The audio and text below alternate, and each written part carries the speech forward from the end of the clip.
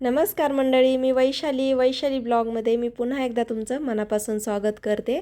तर आजच्या ब्लॉगमध्ये ना मी डब्यासाठी बनवते आणि मला ना आकांक्षाला खायला पण म्हणजे आमच्या तिघांसाठी शेपू भाजी मुगाची डाळ घालून बनवते। तर मंडळी मी तुम्हाला प्रत्येक व्हिडिओमध्ये हेच सांगते, पालेभाज्या धुत असताना 2 पाण्याने स्वच्छ धुवून घ्यायच्या आणि तिसरं पाणी घेतल्यानंतर त्यामध्ये थोडं मीठ घालायचं आणि 2 ते 3 मिनिटं असंच आपल्याला भिजत ठेवायचं त्याच्यामध्ये, म्हणजे त्याच्यावरती माती वगैरे लागलेली निघून जाते। शेपू भाजी तर माझी खूप फेवरेट आहे। तुम्हाला शेपू भाजी आवडते का हे मला कमेंटमध्ये सांगा। तर इथे धुवून झालंय, आता याला आपल्याला बारीक चिरून घ्यायचंय। तर इथे मी शेपू भाजी बनवली, पीठ मळून आता चपात्या करून घेते। तर भाजी कशी बनवली हे मी तुम्हाला सांगते। कढईमध्ये तेल घातलं, मोहरी जिरे घातले, त्यानंतर ठेचलेला लसूण, भाजी परतली की मीठ, लाल तिखट, कांदा लसूण मसाला हे सर्व घातल्यानंतर मुगाची डाळ भिजलेली घातली आणि आता याला छान असं शिजत ठेवलंय। तर इथे भाजी आपली तयार झाली। तर आता चपात्या करून घेते। तर मंडळी, तुम्हाला विक्रम मसाले ऑर्डर करायचे असतील तर स्क्रीनवरती नंबर दिलाय त्यावरती ऑर्डर करा। तर विक्रम मसाले लई भारी, त्याची चव न्यारी, विश्वास तुमचा आणि मसाले तुमच्यापर्यंत पोहोचायची जबाबदारी माझी। तर चला मग काम आवरलं होतं आणि यांना आम्ही ड्रेस घेण्यासाठी गेलो होतो। ड्रेस बघू शकता किती आणलेत आणि आता हे ड्रेस मी ठेवून देते। तर खूप पसारा पडला होता आणि खूप गडबडीमध्ये जावं लागलं आणि आम्ही गेल्यानंतर तर असे बरेच ड्रेस आवडले आणि मग लगेच घेतले आणि आता याला मी ठेवून देते आणि पटकन हॉल ते आवरून मला आवळे पण कट करायचे आहेत आणि कॅन्डी पण करायची होती। तर आता आपण आवळ्याचं काम घेतलं का करायला की खूप वेळ जातो।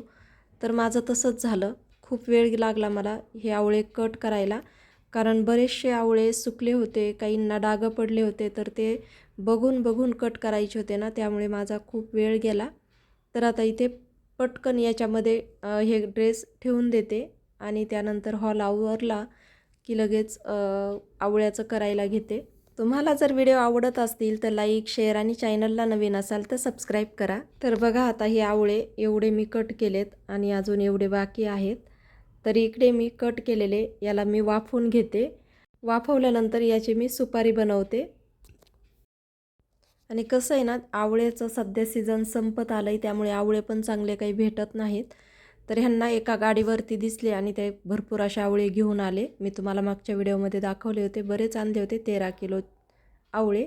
तर आता याला आपण वाफवून घेतल्यानंतर थोडंसं सुकून घेतलंय आणि आता यामध्ये साधं मीठ, काळं मीठ, चाट मसाला, हिंग आणि आपल्याला यामध्ये घालायचं आहे जिरा पावडर घ्यायची, ती पण घालायची आणि याला चांगला हाताने किंवा असंच पातीला हलवून मिक्स करून घ्यायचं आहे। आता माझा एका हातामध्ये मोबाईल होता, त्यामुळे मला हलवता आलं नाही, पण आपण जेव्हा दोन्ही हाताने पकडून खालीवर पातीला असं करून घ्यायचं हे बा अशा पद्धतीने आणि याला मस्त असं आपल्याला तर हे आपल्याला असंच फॅनच्या हवेला किंवा ऊन असेल तर उन्हाला वाळत ठेवायचं आहे आणि याची आपल्याला सुपारी बनवून घ्यायची।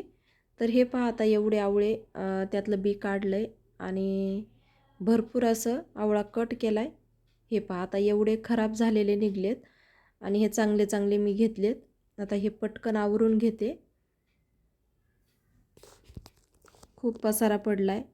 आता याला मी पटपट आवरते आणि आता उद्या मी हे आवळे कट केलेत ना, त्यापासून मी मुखवास बनवणार आहे। तर तुम्ही कधी मुखवास आवळ्यापासून बनवलाय का किंवा खाल्ला आहे का हे मला कमेंटमध्ये सांगा। तर मंडळी, आवळा सुपारी झाल्यानंतर पुढच्या व्हिडिओमध्ये मी तुम्हाला नक्की सुपारी दाखवेन। आजचा ब्लॉग इथेच संपवते, भेटूया पुढच्या ब्लॉगमध्ये। तोपर्यंत बाय बाय। व्हिडिओ पाहिल्याबद्दल धन्यवाद।